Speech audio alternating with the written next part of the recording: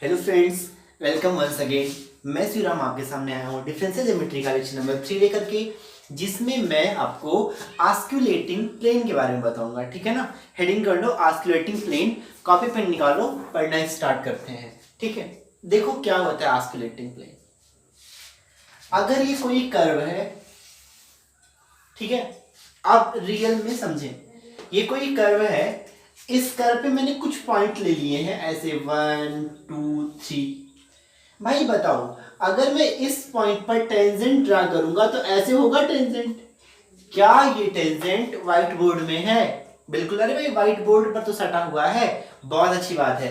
ये टेंजेंट भी white board पर लाई कर रहा है, ये टेंजेंट भी व्हाइट बोर्ड पर लाई कर रहा है।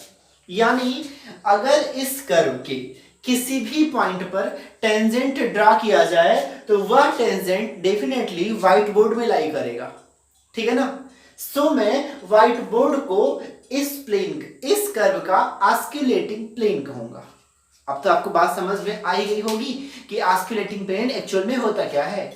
एक ऐसा प्लेन जो किसी कर्व के किसी भी पॉइंट पर खींचे गए टेंजेंट को लाई करवाता है या टेंजेंट को कंटेन करता है, उस प्लेन को दिए गए कर्व का आस्कुलेटिंग प्लेन कहते हैं। ठीक है। डेफिनेशन आप ही मुझे बताओ क्या होगा। A plane which consist all the tangent drawn any point on the curve is known as osculating plane of that curve। पक्की बात है। मैं यही डेफिनेशन नोट कर लेता हूं। तो मैंने डेफिनेशन नोट कर दिया है। A plane which consists the tangent drawn at any point of curve is called osculating plane। एक ऐसा प्लेन जो किसी कर्व की किसी भी पॉइंट पर ड्रा किए गए टेंजेंट को अपने आप में लाई कर रहा है, उसे मैं क्या बोलूंगा? ऑस्कुलेटिंग प्लेन उस कर्व का। अच्छा, अब एक बात मुझे और बच जाती है कि भाई किसी भी कर्व का ऑस्कुलेटिंग प्लेन कैसे फाइंड करें। किसी भी कर्व का ऑस्कुलेटिंग प्लेन कैसे फाइंड करें, आओ बढ़ते हैं। मान लीजिए ये कोई कर्व है आपका, ठीक है, ऐसे कोई कर्व है। इसका इक्वेशन दिया है कर्व का, vector r equals r of s। भाई मुझे करना क्या है कि इस कर्व का ऑस्कुलेटिंग प्लेन फाइंड करना है, इस कर्व के ऑस्कुलेटिंग प्लेन का इक्वेशन फाइंड करना है। मैंने इस पर दो पॉइंट ले लिए। एक पॉइंट ले लिया मैंने P, जिसका कोऑर्डिनेट r ऑफ s है, और दूसरा पॉइंट ले लिया मैंने Q। अब भाई इसका कोऑर्डिनेट r ऑफ s तो होगा नहीं, कुछ बढ़ जाएगा, तो मैंने कहा इसका जो कोऑर्डिनेट है वो क्या है? r of s plus del s। ठीक है ना। और एक पॉइंट, एक प्लेन लेता हूं मैं ऐसे, ठीक है ना, ऐसे मैं एक प्लेन लेता हूं जो क्या है मेरा, मैंने माना कि यही मेरा ऑस्कुलेटिंग प्लेन है। मैंने ऐसा मान लिया है कि ये मेरा क्या है? Osculating plane. यानी इस कर्व के किसी भी पॉइंट पर टेंजेंट ड्रा किया जाएगा तो वो इस प्लेन में लाई करेगा, मैंने ऐसा माना है। अब मेरा काम क्या है? इस प्लेन का इक्वेशन फाइंड करना। ठीक है ना। सो मैं यहां पर एक रेफरेंस पॉइंट लेता हूं O, ठीक है, और इस रेफरेंस पॉइंट के रिस्पेक्ट में जो पॉइंट P की पोजीशन वेक्टर है, रेफरेंस पॉइंट के रिस्पेक्ट में पॉइंट P की पोजीशन वेक्टर वो कितनी है? सर पॉइंट P की पोजीशन वेक्टर है वेक्टर R ऑफ S। ठीक है ना। इसी प्रकार इस पॉइंट के रिस्पेक्ट में जो पॉइंट Q की पोजीशन वेक्टर है, ये पॉइंट Q की पोजीशन वेक्टर है vector R of S plus del S। ठीक है ना।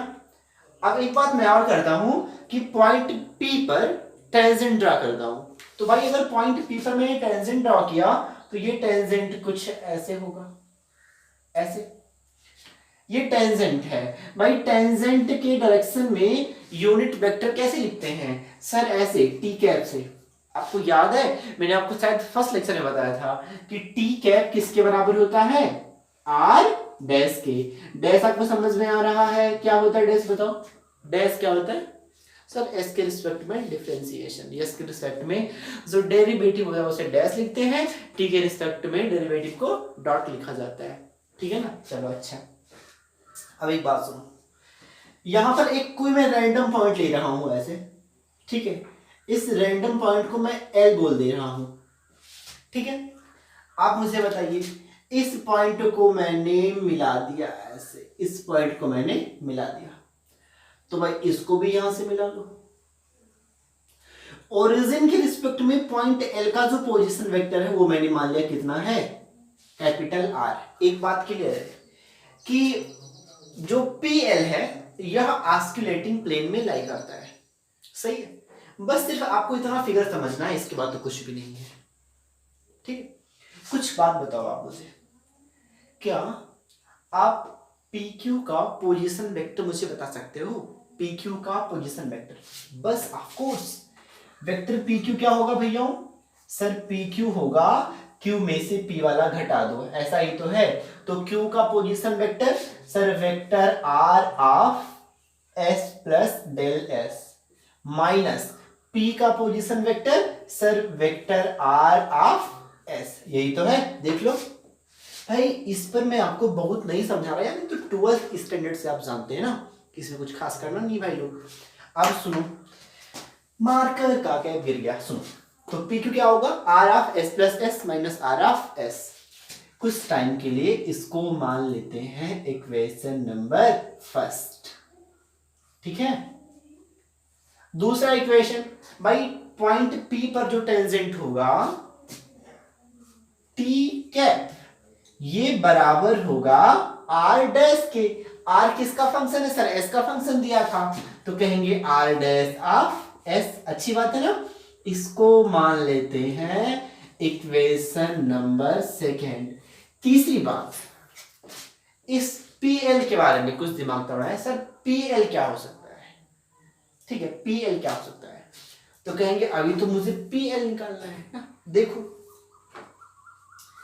पी एल, तो इसको भी पहले की तरह क्या, एल के पोजीशन वेक्टर में से पी वाला घटा दो। तो भाई एल का पोजीशन वेक्टर आपने कितना माना है, वेक्टर आर, तो ये हो जाएगा वेक्टर आर माइनस पी का कितना है सर, पी का है वेक्टर आर ऑफ एस। इसको क्या मान लीजिए आप, इक्वेशन नंबर थर्ड, ठीक है।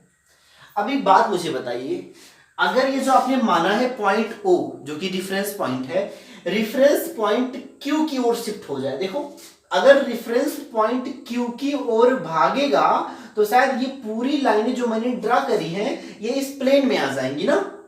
यानी जब क्यू टेंड करेगा ओ की ओर, यानी ओ टेंड करेगा क्यू की ओर, तो उस केस में जो ओ एल होगा, पी एल, जो पी एल होगा ये प्लेन में रहेगा, जो टी कैप होगा ये भी प्लेन में रहेगा, और इन दोनों पॉइंटों को जो ज्वाइन करने वाली लाइन रहेगी वो भी प्लेन में रहेगी। आप गौर से देखिए भाई, जब ये पॉइंट यहां पहुंच जाएगा तो क्या सारी लाइनें इसी प्लेन में नहीं लाई कर रही हैं, कर रही है ना।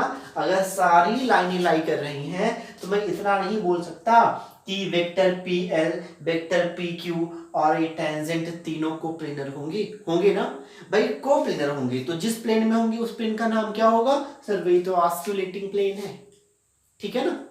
यानी मैं लिखता व्हेन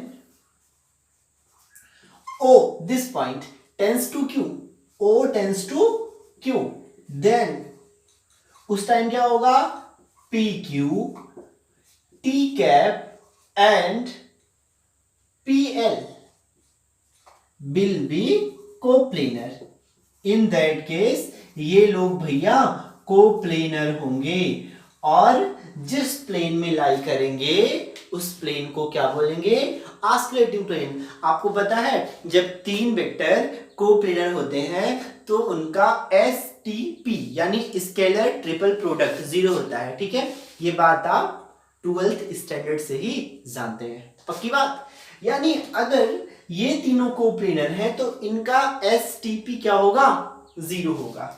सो मैं लिख सकता हूं कि P Q dot T cap dot P L ऐसे। सर ये डॉट नहीं है, ये एस टी पी का सिंबल है, स्केलर ट्रिपल प्रोडक्ट का, ये क्या होगा भैया, 0 होगा, ये डॉट नहीं है। इनको आगे पीछे भी कर सकते हैं, तो मैं इसको आगे लिखना चाहूंगा, थोड़ा सा सुंदर लगे इसीलिए टी कैप और पी क्यू, ये क्या हो जाएगा आपका 0। पी एल की वैल्यू कितनी है? पी एल की वैल्यू है मेरी कितनी भैया? Vector r minus r of s. ठीक है, कितना है sir? R dash of s, ये भी वेक्टर ही है, ठीक है, नहीं लगा रहा हूं मैं।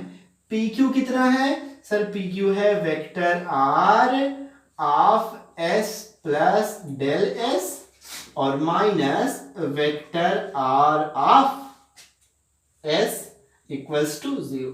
एक्चुअल में अगर आप देखें तो यही ऑस्कुलेटिंग प्लेन का इक्वेशन है, परंतु मैं यहां नहीं छोड़ूंगा, थोड़ा सा इसको सजा दूंगा ताकि आपके लिए कुछ आसान हो जाए।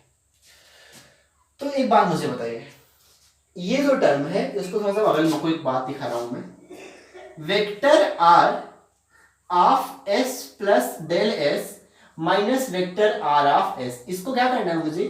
मैं इसे टेलर थ्योरम से एक्सपेंड कर रहा हूं, ठीक है। तो ये क्या बन जाएगा सर? ये मेरा बनेगा r of s plus del s into r dash of s plus del s square by factorial two r double dash of s plus dot dot dot और माइनस में आर ऑफ एस बचा रहेगा। ये यहां से cancel होगा तो value मुझे कितनी मिलेगी सर? इतनी मिल जाएगी। ऐसा ही तो है, इस वैल्यू को हाँ यहां से देख लो, मैं एक बार लिख दे रहा हूं, कितना मिला है? Del s into r dash of s plus del s square by factorial two r double dash of s plus dot dot dot. ठीक है ना? अब क्या करूंगा मैं? इस पूरे टर्म की वैल्यू जो इतनी मुझे मिली है मैं इसे लाकर यहां पर रख रहा हूं, तो क्या मिलेगा गौर से देखना आप। तो यहां से मुझे मिलेगा vector r minus r of s, इनसे कोई मतलब नहीं है, इनको छोड़ दो, आर डैश ऑफ एस।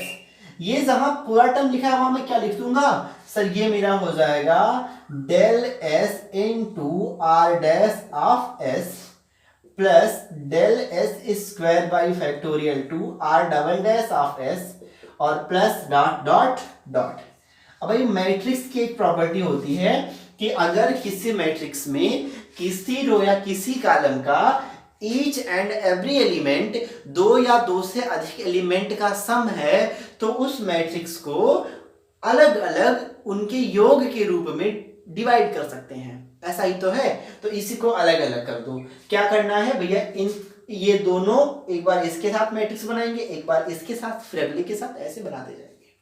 ठीक है, तो using property of matrix we can write that vector r minus r of s, फिर vector r of s, r dash है ये, और यहां से होगा del s into r dash s, एक मैट्रिक्स हो गया, प्लस ये होगा vector r minus vector r of s और ये है आर डैश ऑफ एस, और यहां क्या बचेगा? Del s square by two r double dash of s, ये दूसरा मैट्रिक्स हो गया। ठीक है, थोड़ा सा नीचे जगह कम है, मैं मिटा के ऊपर लिख रहा हूं। ठीक है, तब तक आप नोट कर लो अच्छे से। देखिए, आप एक बात समझिए भाई, अगर मैट्रिक्स में किसी रो या किसी कॉलम के प्रत्येक एलिमेंट में कोई चीज कॉमन है, उसको कॉमन निकाल सकते हैं। तो यहाँ पर तीसरे कॉलम में डेल एस कॉमन है, तो डेल एस बाहर निकालता हूं और यहां से डेल स्क्वायर एस बाहर निकालूंगा मैं। तो बताओ मुझे वैल्यू क्या मिलेगी? यहां से डेल एस कॉमन निकालता हूं तो डेल एस, अंदर क्या बचेगा sir? Vector r minus r of s, फिर r dash of s, next r dash of s, plus यहां से बोलिए सर यहां पर del s square by two है कॉमन, तो del s square by two common लो फैक्टोरियल, क्या मिलेगा? Vector r minus r of s, यहां पर आर डैश ऑफ एस और यहां पर r double dash of s. अच्छा, और भी होगा, मैं लिख नहीं रहा हूं उनको। ठीक है, इक्वल टू क्या होगा? 0। अब सुनिए, इसमें ये और ये दूसरा रो तीसरा रो बराबर है, और अगर किसी भी मैट्रिक्स के दो रो या दो कॉलम एक दूसरे से कंप्लीटली इक्वल रहे तो उस रो की उस मैट्रिक्स की वैल्यू कितनी होती है 0। तो भैया इस मैट्रिक्स की वैल्यू कितनी हो जाएगी 0, का कि दो रो बराबर है। बाकी मेरे पास ये बचा, तो आगे मुझे मिलता है del s square by factorial 2 in bracket vector r minus r of s r dash of s और ये होगा r double dash of s equals to क्या बन जाएगा 0। ठीक है ना भाई, ये मल्टीप्लाई में है वहां जाएगा तो 0 हो जाएगा। तो मुझे फाइनली जो इक्वेशन मिलता है वो मिलता है vector r minus r of s r dash of s और r double dash of s equals to 0। ठीक है, और ये जो होता है ये है आपका इक्वेशन ऑफ ऑस्कुलेटिंग प्लेन। ठीक है, तो इस प्रकार बड़ी आसानी से हम किसी भी कर्व के ऑस्कुलेटिंग प्लेन का इक्वेशन फाइंड कर सकते हैं। ठीक है, अब एक बात आपको कंफ्यूज कर रही होगी कि सर इसके पहले आप हर जगह vector r equals to r of t लेते थे, यानी जो आप इक्वेशन लेते थे कर्व का वो t के पैरामीटर में लेते थे, इस बार आपने s के पैरामीटर में लिया है। कोई बात नहीं है, अगर t के पैरामीटर में लेंगे तो भी सेम प्रोसेस होगा। ठीक है, सेम प्रोसेस होगा। ठीक है, थोड़ा सा हटके होगा, आप ट्राई करेंगे, नहीं होगा तो मुझे बताना, मैं आपको भी बताऊंगा। ठीक है, यानी लिखना व्हेन जो आपका कर्व है वो t के पैरामीटर में दिया रहे तो भी इक्वेशन ऑफ ऑस्कुलेटिंग प्लेन इसी से फाइंड करेंगे। कैसे? उस केस में होगा vector r minus r of t हो जाएगा ये, और ये r डैश ये r double dot equals to क्या हो जाएगा 0। ठीक है, तो इन दैट केस भी यही रास्ता है फाइंड करने का। ठीक है, आपको पता है इसके 3 एलिमेंट होंगे x y z, इसके भी 3 होंगे, इसके भी 3 होंगे, उनसे मैट्रिक्स बनेगी। कुछ बात समझिए आप, वो क्या है कि मान लेते हैं कि जो r ऑफ t दिया है ना, r ऑफ t वो ऐसे दिया है, r of t equals to something कर लो आप ऐसे x1 y1 और z1। ठीक है ना, ये भाई फंक्शन रहेगा t का। तो यहां से आपको क्या मिलेगा, और वेक्टर r जो दिया है वो दिया है x plus y plus z, यहां पर i cap j cap k cap, i cap j cap और के कैप रहेगा। ठीक है, तो इसकी वैल्यू कितनी होगी सर, इसकी वैल्यू तो इसका हो जाएगा x minus x one i cap. देख लो vector r minus r equals to क्या बन जाएगा x minus x one i cap, y minus y one j cap, z minus z one k cap, ऐसा बनेगा। r डॉट क्या बनेगा sir, r dot बन जाएगा आपका x1 dot I cap, y1 dot J cap, z1 dot के cap. r double dash बन जाएगा आपका x1 double dot I cap, y1 double dot J cap, z1 double dot के कैप। अगर इस वैल्यू को आप यहां रखोगे, ठीक है, तो x y z का टर्म मिलेगा आई cap j cap k cap, और उसको आप मैट्रिक्स के फॉर्म में ट्रांसफॉर्म ऐसे कर सकते हैं x minus x one, y minus y one, z minus z one, x dot y dot z dot x double dot y double dot z double dot, और इस मैट्रिक्स की value को किसके इक्वल कर देंगे 0 के इक्वल कर देंगे। और इसको सॉल्व करने पर जो आपको इक्वेशन मिलेगा t के रिस्पेक्ट में या फिर s के टर्म में मिलेगा वो आपका होगा इक्वेशन ऑफ ऑस्कुलेटिंग प्लेन। ठीक है, तो यहां से हम किसी भी कर्व के ऑस्कुलेटिंग प्लेन का इक्वेशन फाइंड कर सकते हैं। ठीक है, मैं आपको इस पर एक एग्जांपल करवाता हूं, फिर हम आगे प्रोसीड करते हैं। देखिए मैंने आपके सामने एक क्वेश्चन लिख दिया है, वो कह रहा है कि find the equation of osculating plane at curve vector r equals to t t square t cube. मतलब मुझे इस कर्व का ऑस्कुलेटिंग प्लेन फाइंड करना है। ठीक है, आप मुझे ध्यान से बताओ, वेक्टर r इक्वल्स दिया है t स्क्वायर t क्यूब। मैंने कहा था कि वेक्टर r इक्वल्स टू आपको कैसे दिया हो सकता है x y और z, और x y z किसका फंक्शन रहेगा t का। तो बताओ बच्चों यहां से x की जगह पर कितना दिया t, यानी मैं कह सकता कि x जो है वो किसका क्या है t, y जो है t स्क्वायर और z क्या है t क्यूब। भाई प्लेन कर्व होने के लिए, सरफेस कर्व होने के लिए एक ही पैरामीटर में होना चाहिए भाई, तीनों तो एक ही पैरामीटर में है।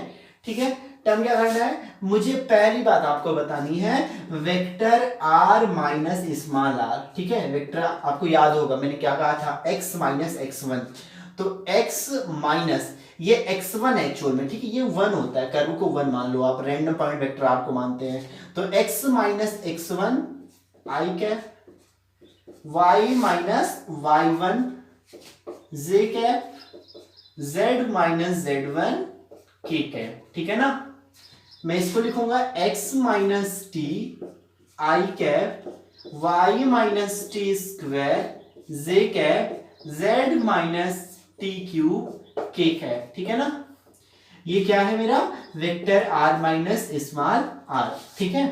अब मुझे x1 भाई t के रिस्पेक्ट में दिया है तो डैश तो फाइंड करेंगे नहीं, डाट ही फाइंड करना होगा, तो डाट निकालो। x1 डाट कितना होगा सर, ये तो t, y1 डाट कितना होगा सर, ये होगा 2t, z1 डाट कितना होगा सर, ये 3t स्क्वायर होगा, x1 डबल डाट कितना सर, ये तो 1 हो जाएगा। एक बात मैंने गलती कर दी, ये 1 होगा, x1 double dot 0, y1 double dot 2, z1 double dot sir 60, सही है ना। अब लिख दो आप इक्वेशन ऑफ ऑस्कुलेटिंग प्लेन, ठीक है। लास्ट हम लिखना कौन सा, जो मैंने मैट्रिक्स फॉर्म रिड्यूस किया था, ठीक है, वो क्या था, x minus x1, y minus y1, z minus z1, x1 dot y1 dot z1 dot x1 double dot y1 double dot z1 double dot equals to what 0। x minus x1 कितना है sir, x1 की value तो t हो जा रही है, y minus, इसको ना लगाओ bracket, y minus t square z minus t cube, इसकी value 1 2t what is this 3t square 0 2 60, ठीक है, इक्वल्स टू क्या होगा 0। इसको आप एक्सपेंड कर देंगे ना तो आपको क्या मिल जाएगा, इक्वेशन ऑफ ऑस्कुलेटिंग प्लेन। अगर आपके पास कम समय है तो यहाँ पर भी छोड़ देंगे तो गलत नहीं है, ठीक है, बट इसको आप एक्सपेंड करेंगे तो और भी अच्छा रहेगा, ठीक है ना। आगे बढ़ते हैं, मैंने आपके सामने नेक्स्ट क्वेश्चन रख दिया है, वो कह रहा है कि find the equation of osculating plane at the curve x equals a cos t, y equals a sin t, z equals ct at point 3। एक बात आपको बताना जरूरी है वो कि कुछ बुक्स में, ठीक है, कुछ बुक्स में ऐसा करता है कि एक्स वाई जेड ना लिख करके x1 y x2 और x3 लिखता है, ठीक है। उसका रीजन क्या है कि बेसिकली ये टेंसर एनालिसिस का पार्ट है ना, टेंसर एनालिसिस के बाद हम पढ़ रहे हैं, और टेंसर वाई टर्म में हमने पढ़ा था कोऑर्डिनेट सिस्टम, जिसमें ढेर सारे पैरामीटर आए थे ना, x1 x2 xi xj, और अभी तो हम बेसिकली 3 से डील कर लेते हैं, तो यहाँ पर उन तीनों को भी x1 x2 x3 से दिखाता है, yz नहीं लिखता है, ठीक है, आपको कंफ्यूज नहीं होना है, ठीक है। अपनी सहायता के लिए आप कर सकते हैं कि ऐसे होता है x1 x2 x3, मैं x1 को x लिखता हूँ, y1 को y, z x3 को z, ठीक है। अपना अपना नोटेशन है, कोई कुछ भी यूज कर ले, आपको जो अच्छा लगे सो यूज करें, जो लेस कंफ्यूजन क्रिएट कर सके। भाई फिर वही पुरानी वाली बात, vector r minus small r, आपने पिछला सवाल किया है तो आपको काफी सारा आइडिया, इसे मैं थोड़ा शार्ट कर रहा हूं, तो ये क्या होगा, x minus x1 a cos t i cap plus y minus y1 a sin t j cap plus z minus z1 c t k cap. पक्की बात है, चलो भैया अच्छा है। x1 डाट बताइए, x1 डाट या x डाट क्या होगा सर, cos t का होगा माइनस sin t, तो minus a sin t। y1 dot बताएं तो ये होगा a cos t, z1 dot बताएं तो ये होगा c, x1 डबल डाट तो ये होगा माइनस a sin t का क्या होता है cos t, y double dot cos का क्या होता है माइनस sin, तो minus a sin t, z double dot क्या हो जाएगा 0। फाइनली यहां से मैं बताऊंगा equation of osculating plane, equation of osculating plane क्या लिखूंगा इसको मैं सर, ये मेरा हो जाएगा x minus x1 x1 dot x1 double dot x ही होता है एक्चुअल में, ठीक है, समझो x1 नहीं है ताकि आप कंफ्यूज ना हो पाए, नहीं तो कहीं ये x रख देना। फिर आगे देखो y minus y1, y1 dot y2 double dot z minus z1 z1 dot और z1 डबल डॉट, इसकी वैल्यू क्या कर देंगे आप, 0 कर देंगे, ठीक है ना। अब सारे वैल्यू आप रख दो, मैट्रिक्स को सॉल्व करें तो ये कितना हो जाएगा, x minus x1 that is x minus a cos t, दूसरा y minus a sin t, तीसरा z माइनस सी टी, ठीक है ना। नीचे बताया फटाफट, minus a sin t, a cos t, c minus a cos t minus a sin t, और ये क्या हो जाएगा 0, ठीक है ना, इक्वल्स टू 0। अब ये इसको सॉल्व कर लेते हैं, ठीक है। लास्ट टाइम भी मैंने सॉल्व किया था ना, आप बोलेंगे यार ये सॉल्व तो करते नहीं कोई क्वेश्चन, मैं खाली छोड़ देता है मैट्रिक्स पर। इसको कर रहा हूँ मैं, एक्सपेंड करते हैं इसके रिस्पेक्ट में, ठीक है ना। तो क्या होगा, x minus a cos t, ये जाएगा, इसके मल्टीप्लाई 0, इसका कितना होगा a c sin t, देखो ये होगा फिर माइनस लगाएंगे फिर इसकी मल्टीप्लाई, तो माइनस माइनस क्या होगा प्लस, तो ये होगा 0 plus a sin t into c, सही है, minus y minus a sin t। अब भैया ये गया, इसके यहां से मल्टीप्लाई सर हो जाएगा 0, माइनस इसके यहां से मल्टीप्लाई, तो ये होगा a cos t into c, but minus minus क्या होगा प्लस, तो a cos t into c, plus z minus c t आएगा मल्टीप्लाई में। अब ये गया, इसके यहां से multiply, a square sine square t plus a square cos square t, minus होगा बट माइनस माइनस क्या हो जाएगा प्लस, तो ये होगा a square sine square t plus a square cos square t equals to क्या मिल जाएगा मुझे 0। गौर से देखो इसकी मल्टीप्लाई, तो ये होगा ac x sin t, ac x sin t, multiply करो, देखो a square minus a square c sine t cos t, ठीक है। इसकी देखें तो इसका हो जाएगा आपका a c y sine cos t, तो ये होगा minus a c y cos t, minus minus plus multiply, तो ये होगा plus a square c sine t cos t. इसमें ए स्क्वायर कॉमन लोगे तो sine square t cos square t 1, यानी ये क्या बचा है ए स्क्वायर, ये होगा plus z a square minus c t into a square बराबर 0। कुछ कट रहा है, हाँ भाई, a square c sine t cos t से a square c sine t cos t cut रहा है, तो ये हो जाएगा आपका कैंसिल, ठीक है। मैं थोड़ा सा ऊपर से मिटा दे रहा हूं,